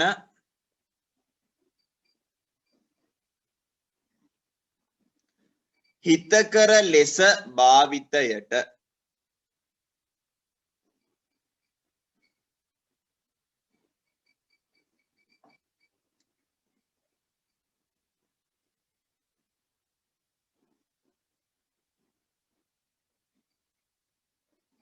හරි වරහන් ඇතුළේ ලියන්න ඒකටම වරහන් ඇතුළේ ලියන්න නොහික්ත දර්ශ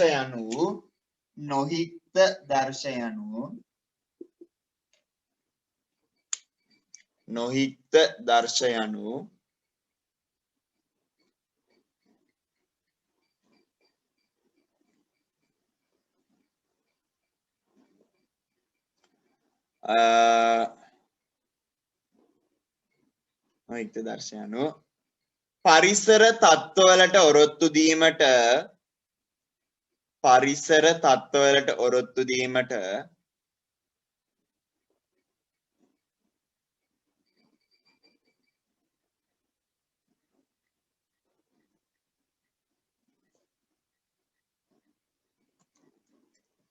ඇති ජාන වේ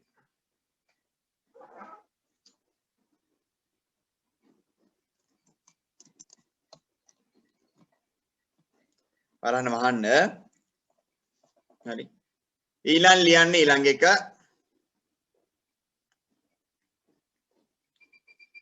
ආවේනික ජීවී විශේෂ ඇතිවීම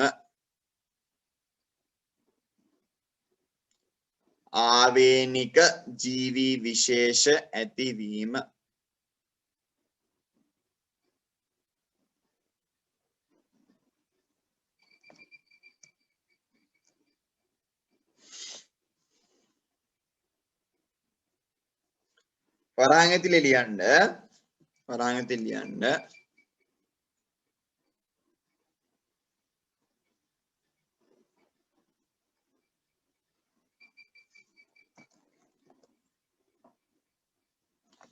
එක් භූගෝලීය ප්‍රදේශයක හෝ එක්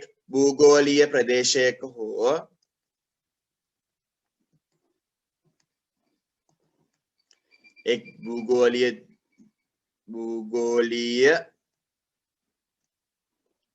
ප්‍රදේශයක හෝ රටක පමණක් දැකිය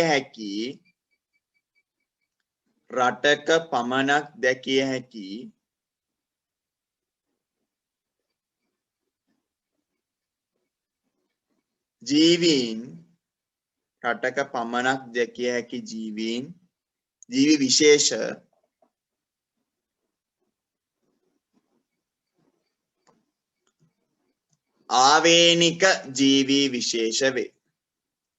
ආවේනික ජීවී විශේෂ වේ. දැකිය හැකි තැනින් නම් කියන්නකෝ. පමණක් දැකිය හැකි ජීවීන් ආවේනික ජීවී විශේෂ වේ.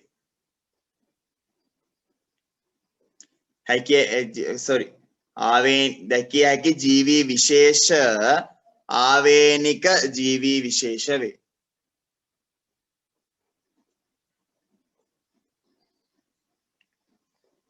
වරහන වහලා ඊළඟ එක.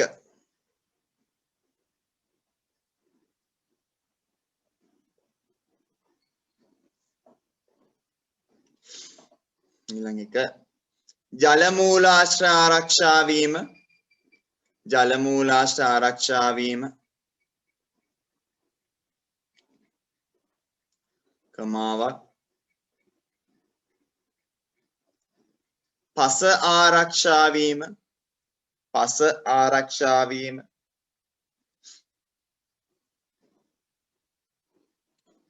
කමාවක්.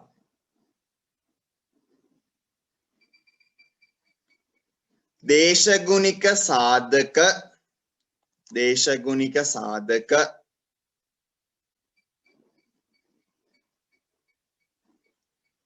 හිතකරව පවත්වා ගැනීම. දේශගුණික සාධක හිතකරව පවත්වා ගැනීම.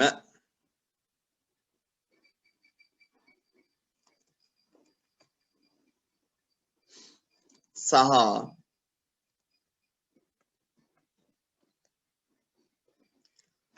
පරිසර දූෂණය අවම වීම සඳහා පරිසර දූෂණය අවම වීම සඳහා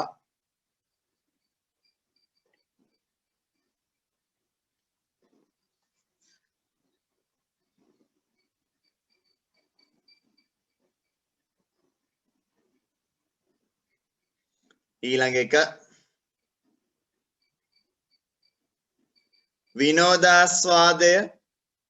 විනෝදාස්වාදය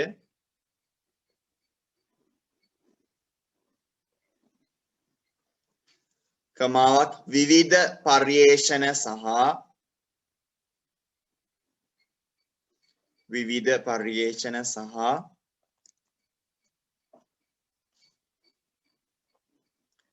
අධ්‍යාපන කටයුතු සඳහා. විවිධ පර්යේෂණ සහ අධ්‍යාපන කටයුතු සඳහා.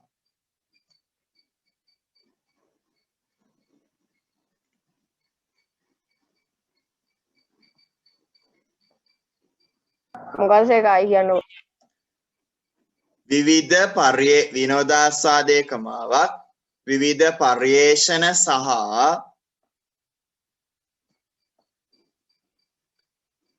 අධ්‍යාපන කටයුතු සඳහා.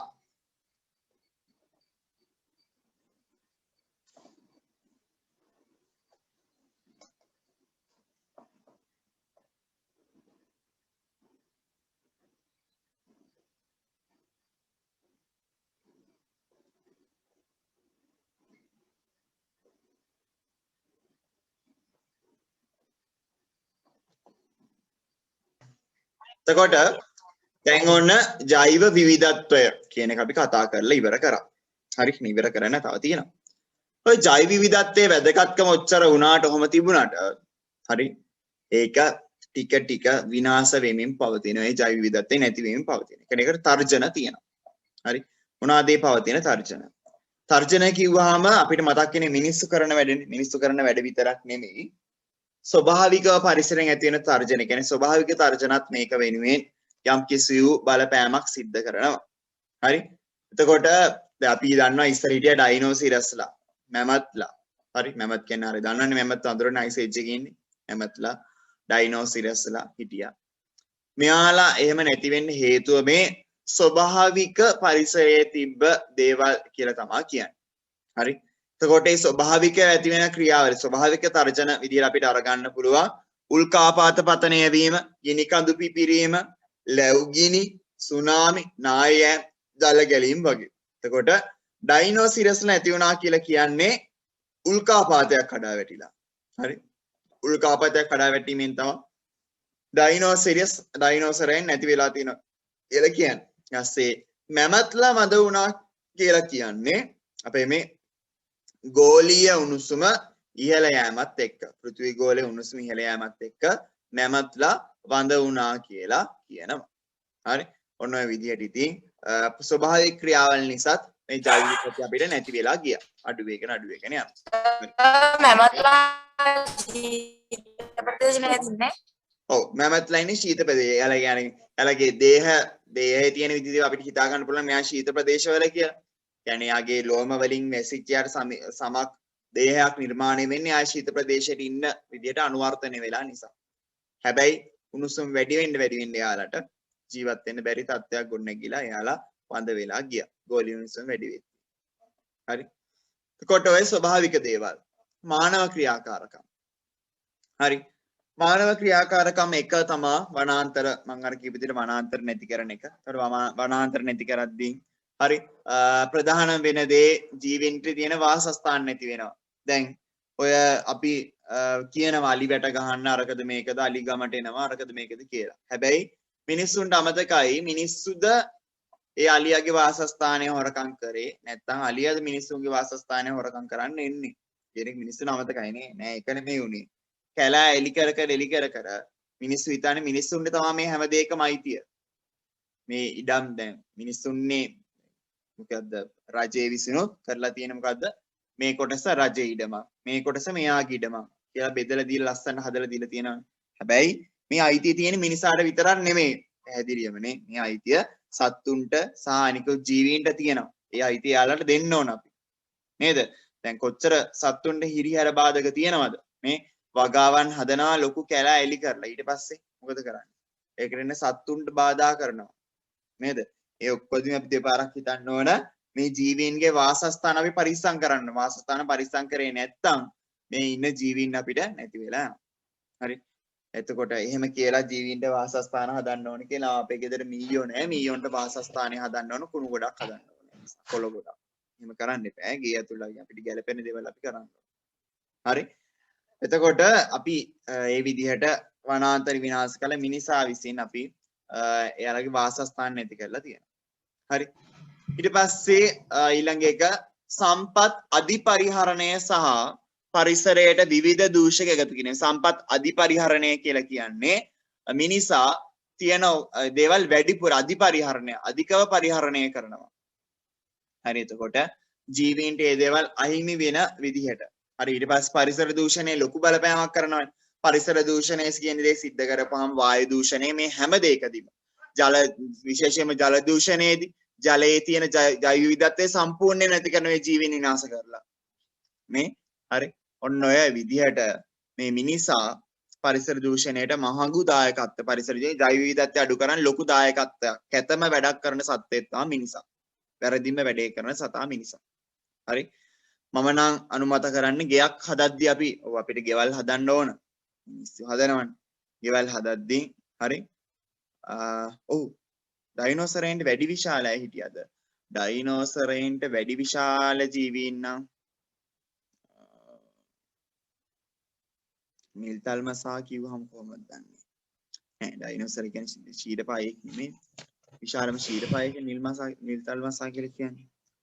ඩයිනෝසරයන්ට වැඩි විශාල ජීවීන් ඉන්නේ නැතුව ඇති. මොකද සාමාන්‍යයෙන් ඩයිනෝසරයෙක් ගත්තම ඒකේ ෆොසිලයක් වුණත් ඉතාමත් විශාලයි. ඉතාමත් විශාල ජීවි කොටසක් ඩයිනෝසරයන් කියලා කියන්නේ. හරි. මම කියන්නේ අපි ගයක් හදන්න කපනවා නම් කැලයක් පොඩි ගස් මොනවා හරි. හරි. ඒක කොටසක් ඉතුරු කරන්න. යම් ප්‍රමාණයක් පුළුවන් තරම් පොඩි ඉඩක තමන්ගේ ගෙදර හදාන ඉතුරු ටික ඉතුරු කරන්න ඕන අපි ඒ ජනගහනය ශාක්ගහනය තියාගන්න. මොකද කරන්නේ අපි මිනිස්සු එහෙම නෙමෙයි මුළු ඉඩම තියෙන ගස් ඔක්කොම ටික කපනවා. මුළු ඉඩම පුරාම මොකද සාගරය වගේ ගයක් හදනවා. ඒකනේ කරන්නේ. එහෙම නෙමෙයි. හරි ඊට වඩා අපිට සුන්දර අත්දැකීම් විඳින්න පුළුවන් ඒ ශාක ටිකත් ඉතුරු කරගෙන අපි හිටියානා. හරි. ඊට පස්සේ තව වැරදි වැඩක් තමයි තව දෙයක් තමයි වෙන මොකද්ද මේ ආක්‍රමණකාරී ජීවීන් පරිසර පද්ධතිකේ ව්‍යාප්ත වෙන එක. ඒ කියන්නේ හොඳම එක තමයි ඔයාලට ඔය මේ කොහෙද කොයි පැත්තේ යද්දින්ද මහියංගනේ පැත්තට යද්දින් එතකොට රන්දෙනිගල පැත්තෙන් යද්දින් හරි ඔයාලට බලා ගන්න පුළුවන් මොනවද වැඩ කියන්නේ අපි මේ යෝධ නිදි කුඹා දැකලා තියෙනවනේ යෝධ නිදි කුඹා. හවුද? යෝධ නිදි කුඹා දැකලා තියෙනවද? නෑ සර්. නැද්ද? අනේ අර ලොකු කටුගස් නිදි කුඹා වගේම තියෙන ලොකු කටුගස් තියෙන එකේ පාර දෙපැත්තේ ලොකුවට සෑහෙන ගොඩක් තියෙනවා. හරි. සාර ගෑවිච්චම කටු වෙනවා. ඔව් ඔව්. ඒ කියන්නේ ඒවා ලොකුයි. පාර බලන්නකෝ දැන් ඔය වාහන වල යද්දී අපිට පේනවා පාරේ යන්නේ තියෙනවා සෑහෙන ලොකුයි. ඒ ගස්. කටු ගස් වුණාට සෑහෙන ලොකුයි ඒ ගස්. හරි. ඒ ගස් හැදුනහම ඒවා අපි කියන ඒක ප්‍රධානම කියන්නේ ලංකාවේ ජෛව විවිධතාවට තර්ජනය එල්ල කරලා තියෙන ප්‍රධානම ශාකයක් ඔය යෝධ නිදි කුඹා. හරි. ඒ යෝධ නිදි කුඹා හැදුනහම ආය ළමයි ඒ වටේ එක ගහකටවත් හැදෙන්න දෙන්නේ නැහැ මෙයා. අනිත් ගස් සියල්ලම යටපත් කරගෙන යෝධ නිදි කුඹා තැන් තැන් වල ආක්‍රමණය කරනවා. ඒකට ආක්‍රමණශීලී ශාක නිසාත් ශාක සහ සතුන් නිසාත් මේ ජෛව විවිධත්වය කියන්නේ ටික ටික අඩු වෙලා යනවා. හරි. ඒ නිසා ඔය ආක්‍රමණශීලී ශාක ඇති වෙද්දී යම් පරිසරයක ඒව විනාශ කරනවා. මොකද ජෛව විවිධත්වය පරිස්සම් කර ගන්නවා.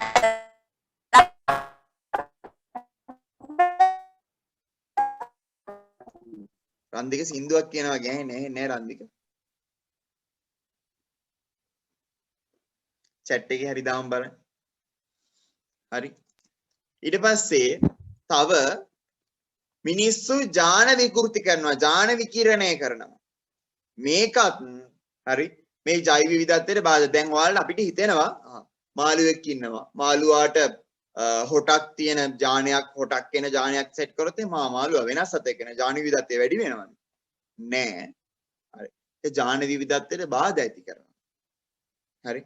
ඒ කියන්නේ අහිතකර විදිහට එතකොට විකෘතීන් වෙලා පරිසරය වෙනස් වෙන පරිසරයේ සමතුලිතතාවය යන කියන්නේ අපි බලෙන් කරන දෙයක් මේක ස්වභාවික වෙන දෙයක් නෙමෙයි මේ ජාන විකෘති කිරීම ජාන විකිරණය කිරීම. හරි. ඒවා තහනම් කරලා තියෙනෙත් ඒ නිසා. ඒවා කරන්න දෙන්නේ නැහැ. හරි. පරිසරය සම්පූර්ණයෙන් වෙනස් වෙන්න පුළුවන් ඔය ජාන විකෘති කිරීම නිසා. හරි. ඊට පස්සේ ඕසෝන් කියන ඔව්.